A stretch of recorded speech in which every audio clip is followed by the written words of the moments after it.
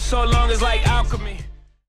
Wednesday night, Minnesota in Golden State. No Kevin Durant, left thigh contusion. Iguodala would get the start. Andrew Wiggins, when he gets that stride, clear the runway. No one wants to get on that poster. And it was a bit of sloppiness both ways. No transition defense for either team. Curry pull up three ball. But Minnesota was knocking shots down as well. Now watch Draymond with the dump off pass, and then he picks off Teague, buying Curry a little more time. Now Curry, I did not like his lackadaisical body language early in this game, but he would turn it up in the second half. 1 of 13 turnovers in the first half. You see, oh, Taj at the rim. The two Chicago Bull disciples for Thibodeau, keeping them alive in the first half. Second half, Clay brought the quick scope out. 6 threes on the night, 28 points. But he did it on 20 shots, kind of forcing some things with KD not in the lineup. But the defense, what was really impressive in the second half, you're going to see Kerr blow his mind. Butler gets away with the travel. Kerr's like, man, I don't care what you say. And he's showing his rendition of the cha-cha shuffle. Look at Mike Brown. He loves it. Don't let the frail frame fool you. Kerr taking no kind of shorts. And then once again, Minnesota's lack of transition defense, Clay running to his spots. How about a 44-point third quarter for the Warriors? Statue of Liberty jam for JaVale McGee. And then you've heard of Swaggy P. How about Swaggy D? Pause. But Nick Young, 4 steals and 5 assists on the night, finally contributing to this team. Draymond surgically dismantling Minnesota. Everybody getting involved in this one as Minnesota kind of gave in a little early. Look at Omri Caspi on the steal and then serving it up on a silver platter. China Clay. This Warrior team, more depth than coffee shop poetry, getting it done, rolling Minnesota big without KD. Draymond, I know it wasn't Steph's best game, but he almost had a triple-double in this one. How good has he been? Triple-double. You're used to those. How good has he been at the beginning of this season? Is he peaking? How does he compare to these? Peaking? Yeah. His numbers are crazy. Are they? Yeah. I've seen crazier. In terms of how however, he's he's been playing well. But yeah, I've seen him do way more. Peaking, that's just ridiculous to say. Advanced numbers, God. Advanced numbers. Yeah. Peaking? We saw. I thought it was the best offensive season ever 2 years ago. Yeah, but peaking though. Plus 14 a game. True shooting percentage is out. Plus 14, like his plus minus. Yeah. I think he got the highest plus minus in the season in NBA history. Yeah, he's gonna beat it. All right, peaking. That's just ridiculous to say, bro.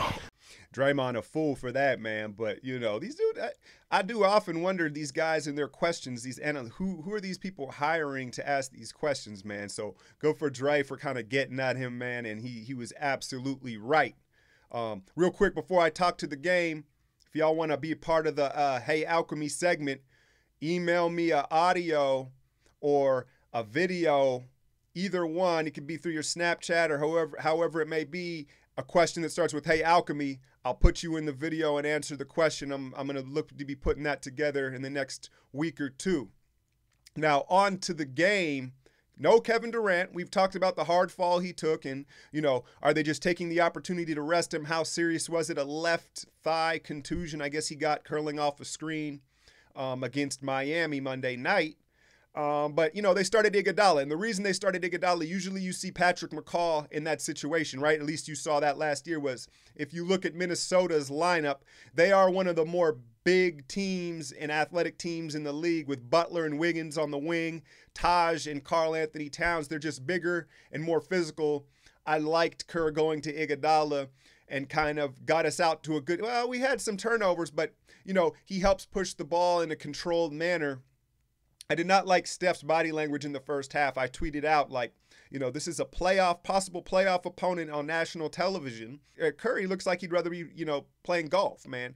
And then, you know, I feel like it's almost like when I speak these things into the universe, then they immediately switch it up. So right away, third quarter, Curry comes out just blazing. And it wasn't offensively, it was defensively, man, because he kept getting switched on to Butler or Wiggins. And now in the past, he would have been absolutely abused, and he was having none of it, man. He was digging down, he was absorbing contact, and they really couldn't take advantage of the switches. In that third quarter, you know, we were really due for an outburst, I feel like that at home, especially 44 points in the third quarter. Clay led the way, 6 threes, 28 points, but he did do it on 20 shots.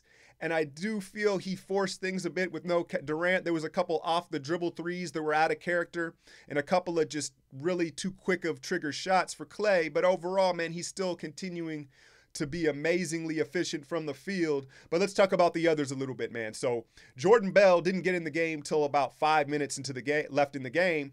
And I think what Kerr's doing is he's holding that carrot out in front of the rookie right now. He doesn't want it to come too easy. He doesn't want to feel like he deserves minutes. He's got to earn the minutes. And so that's why I think in part we didn't see Bell much in this game. Omri Caspi is sneaky, dog. He's sneaky athletic. Like he gets places and quicker than you would expect, right? For the way his body is built. And then Nick Young, obviously, I went over the numbers, 5 assists, 4 steals, 12 points, man. And I just wasn't aware that he had such good hands because his steals, they were like legit rips of the ball. He didn't like stumble into any of those steals. He legit made plays and then made the right decision out on the break in transition. So if Nick Young can come along as well as you see Bell, Looney, and Caspi contributing, this team is like 12 deep, and that's just absolutely ridiculous moving forward. Now, Saturday night, Philadelphia 76ers, one of the more exciting matchups in the league. Hopefully, Joel Embiid will play. Remember that he takes games off, but I expect him to be there at Oracle Arena. He's going to want to go up against the champs. And then Ben Simmons. I don't know if this is your first look at Ben Simmons. I've watched him play a handful of times. The dude is the real deal, man. He is the real deal. So it'll be a fun matchup. Who do we put on Ben Simmons? I'm racking the brain right now. I think you got to go Draymond because he's the head of their snake. So you put Draymond on Ben Simmons. Hopefully that's a fun matchup Saturday night.